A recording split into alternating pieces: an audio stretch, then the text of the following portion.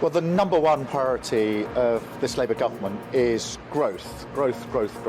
And by that I mean wealth creation. And that's why what you've seen in recent days is a number of announcements about how we're going to strip away regulation, strip away the inhibition of planning, use AI to take us forward. Ah, pensions, that delightful little nest egg you've been carefully setting aside for your golden years, only to have it rummaged through like a pound shop bargain bin by, oh look, the Labour Party. Yes, folks, in today's episode of Who's Taking Your Money This Time, we dive into the latest cash grab, the grand inheritance tax raid on your pension pots. And spoiler alert, it's a bloody gold mine. Now, Labour have a bit of a habit, don't they? When they need to plug a hole in the budget, where do they go? Corporate profits, tech giants. Oh no, don't be silly. Those lot have accountants sharper than a Westminster backstab. No, they go straight for pensions. After all, you pensioners didn't vote for them, did you? So it's only fair, right? Yes, ladies and gents, from 2027, your pension pot, something you were told was safe, will now be dragged into the inheritance tax net. Is this a sign of more things to come in terms of regulation? Well, growth is the number one mission of this new Labour government. 6 months in, we are building the foundations to deliver that strong growth that has eluded the UK for far too long, more than a decade of very slow, sluggish economic growth. Translation, your life savings, the money you wanted to leave to your kids, will now be helping fund essential government projects, like, oh, I don't know, another ill-fated railway extension that costs 5 times the original budget and never actually reaches its destination. The letter from the Financial Conduct Authority to the government just last week about what they might be able to do to drive investment, driving growth in the UK, with a number of practical proposals. That's what this government wants to implement, practical things to make it easier to invest in Britain, make it easier to get things done. The official Treasury estimate says this little pension plundering will bring in only 640 million in the first year. But wait for it, because experts reckon the government's math is about as reliable as a self-checkout machine. According to pension consultancy LCP, this tax could actually generate over 40 billion in 2 decades. That's not a revenue stream, it's a Niagara Falls of tax money. But how did we get here, I hear you ask?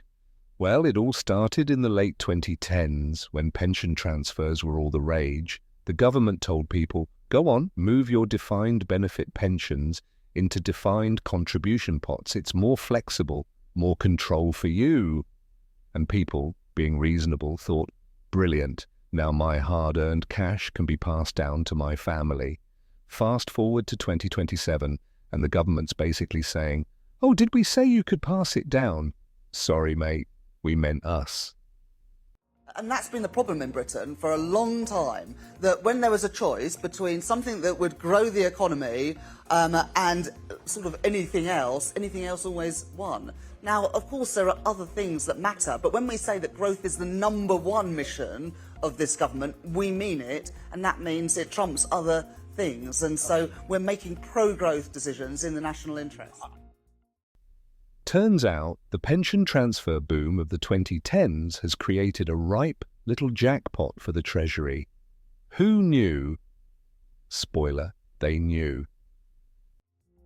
Are you worried that we're heading for a Liz Truss situation?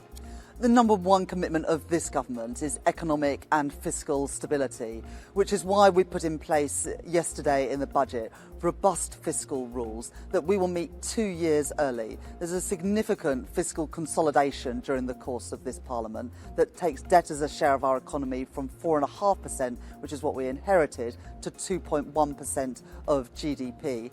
And we've set out a framework for the second phase of the spending review based on the envelope that we set out yesterday. That will require difficult decisions, but they're ones that this government are prepared to make because we know the importance of economic and fiscal stability. But here's the fun bit, the absurdity of this tax raid. Under the new rules, if you inherit a pension and happen to be a higher rate taxpayer, you could end up facing a marginal tax rate of, brace yourself, 90%. Yes, you heard that right, that's 90%. That's higher than most medieval tithes. Now, if you were a responsible citizen and scrimped and saved all your life, Labour's message is clear. Ha ha, you fool. Because why should people who worked hard and paid taxes their entire lives get to leave their money to their families when that money could be spent on more government departments instead? The imbalance in the libel laws between those that have money and those that don't creates a real risk that criticism will be stifled, purely and simply because those without money cannot afford to stand up and try to prove what they say is true. And let's not forget, pensions were already taxed under the old system if the person died after 75 at income tax rates. But no, that wasn't enough. Now they want their inheritance tax on top of that. At this rate, they might as well just send a bloke round to rifle through your kitchen drawers after you pop your clogs. If there's even a minor hit to growth, you'd have to hike taxes more to hit your fiscal rule. That's not very stable for the bond vigilantes, is it? We have more headroom than the previous government left us, and that is important to guard against those sorts of shocks. But we, in the budget yesterday, were open and honest about the scale of the challenge left to us by the previous government, but we have now put our public finances on a stable and a solid trajectory, including through difficult decisions on increasing taxes. We did increase taxes yesterday. So, what's the message here? Well, clearly, the government has decided that saving money for retirement is a luxury, not a right. It's only for the fortunate few who, by sheer luck, somehow don't get taxed into oblivion first. The real kicker? This whole move discourages people from saving in pensions in the first place. Why would anyone bother putting money into a pot if it's just going to be taxed to the heavens? And yet here we are, the Labour government, doing what they do best, redistributing wealth in the least effective way possible. Instead of cutting waste, instead of reforming public spending, instead of, getting some proper economic growth going, they're just shaking down pensioners like a dodgy market vendor. What's that? You worked 40 years and want to leave a little something to your children? Hand it over, Grandad. And the worst part, this isn't a mistake, it's a feature. Britain is an open, trading, vibrant economy. We want to remain as such. To use your example of taking tough decisions, if you push ahead with Heathrow, that might cause problems with Sadiq Khan, might cause problems with your colleague Ed Miliband from Environment. This is the problem with the last government. There was always somebody that said, oh yes, of course we want to grow the economy, but we don't like that investment. Oh, we don't like that wind farm. We don't like those pylons. We don't like that airport. We don't want that housing near us. The answer can't always be no. Labour know full well that the majority of pensioners don't vote for them. So why not just squeeze them for all they're worth? It's like political revenge, but with extra paperwork. So what can you do? Well, for starters, keep your eyes wide open.